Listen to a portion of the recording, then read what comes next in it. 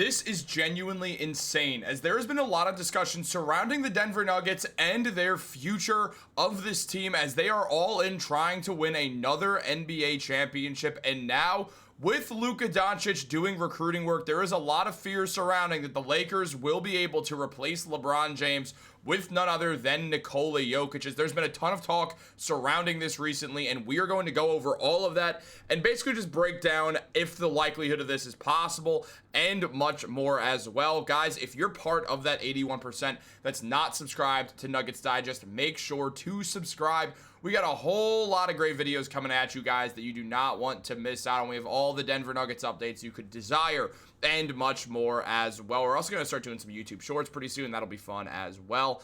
Guys, we also fixed the bass bar down there. Look at that. We're cooking right now.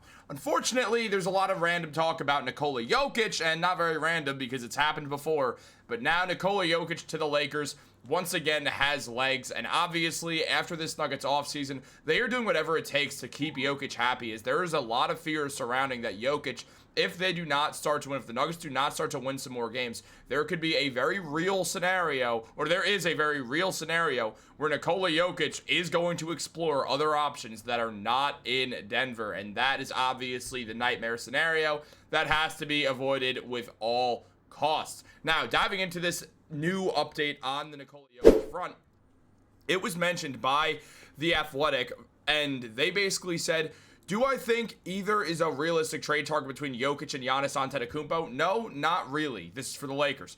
The market would need to be suppressed by a player saying they would simply walk to the Lakers in free agency. So other 28 other teams shouldn't even consider bidding. And still, the Lakers offer would be thin. And now 2027 free agency, should either Giannis or Jokic make it there, it could be interesting, especially if Luka Doncic has the kind of season that the Lakers expect out of him. Now, Jokic obviously is one of a kind. The man put up 30 points per game last year, 13 rebounds and 10 assists. He averaged a triple-double, and we're basically numb to it. He's also one of the best at getting steals in the entire NBA, averaging 1.8 steals per game. He shot 57% from the field and 42% from MVP.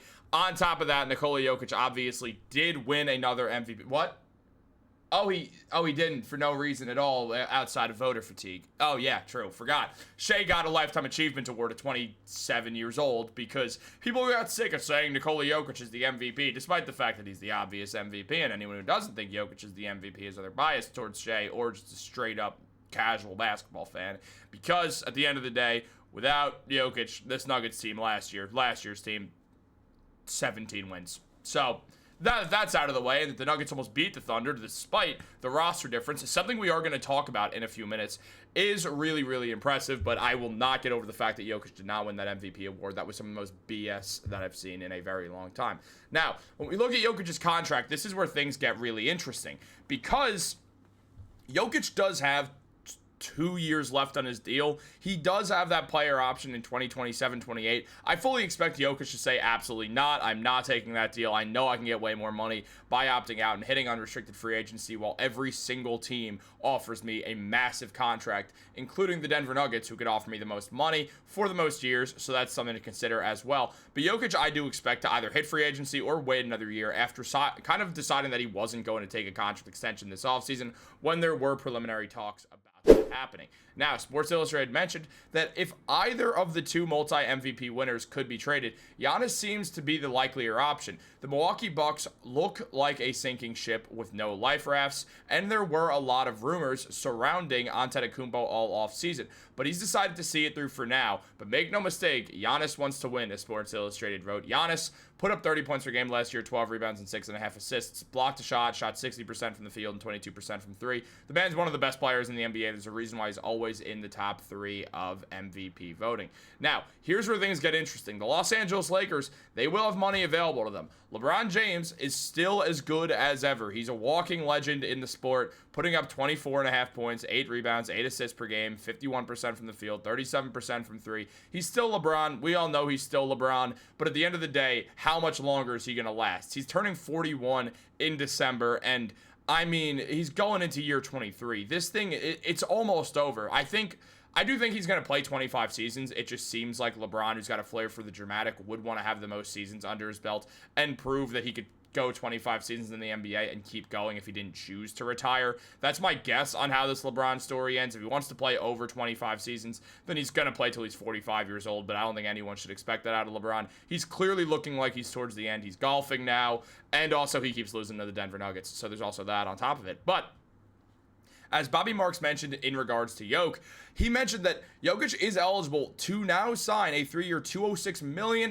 extension, but has delayed talks until next summer. Sources confirmed to ESPN. By waiting another year, he would then be eligible for a 4th year and an additional $87 million. Like Giannis, Jokic has a $62.8 million player option for the 2027-28 season. Now, again, I wouldn't be shocked if Jokic opts out of that. Jokic has made some things very clear to the Nuggets brass, and that is he wants to see things change. He wants to see things go completely differently than they were in the past couple of seasons, just based off everything that we've seen thus far. With Jokic, he's not exactly locked into being a Nugget for the rest of time.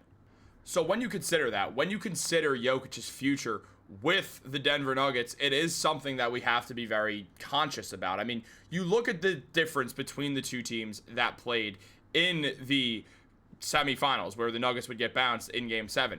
Look at this box score. Yeah, Jokic didn't have the world's greatest game. That's not the point of this. Look at the starting lineup here.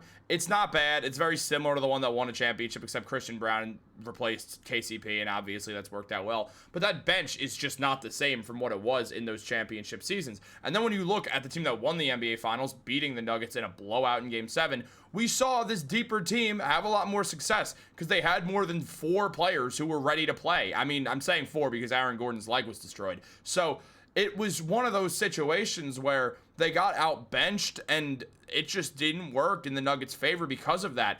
Jokic is not able to carry a team past an absolute juggernaut that's got a 10-man rotation if they want to have one. So when you consider that stuff, it does make sense why Jokic would be very consciously aware of his future and what things look like. Can the Nuggets get back to being that top-tier kind of team?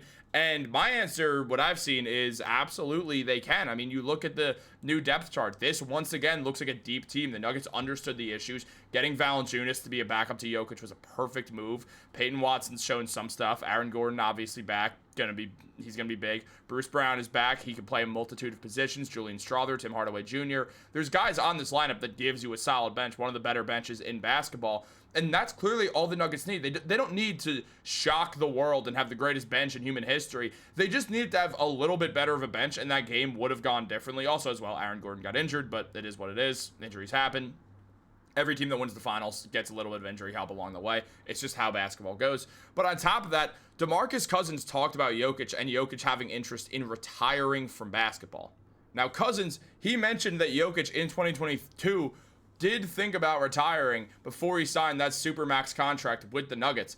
And Cousins said, when I was in Denver, our lockers were next to each other in the locker room. I don't remember who had signed an extension at the time, but I told him, your new contract is going to be insane. He told me, because I might retire before that contract, I said, you're going to leave $300 million on the table. Are you crazy? Sign the contract and then get fat. Become bad. Just don't miss out on $300 million. Then he told me, I just want to play. I just want to go to my hometown and chill with my horses. I told him, Yoke, those horses, they're going to be there. You'll buy more horses with $300 million. Now, obviously, I'm not trying to say that Boogie's just making this up. I don't think DeMarcus is just going to make this up. I definitely do think there's a world where Jokic was like, I don't want to do this for much longer. I have the money. I have it all good. But once you start to look at that money, it's hard to say no. And I do think it's really overblown how much Jokic hates basketball. Yeah, he might not love it as much as some other people, but he doesn't hate the sport. You can't get that good at it and hate it. I'm sorry. It's just not humanly possible. It's completely just a line that's thrown out there and overblown because Jokic isn't obsessing over basketball and has outside interests as well and isn't all over social media and stuff like that.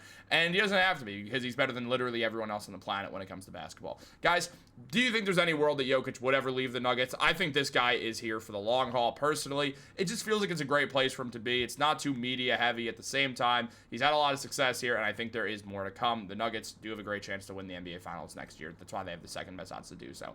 Like this video, subscribe, turn on post notifications. Have a great day. I'll catch you later.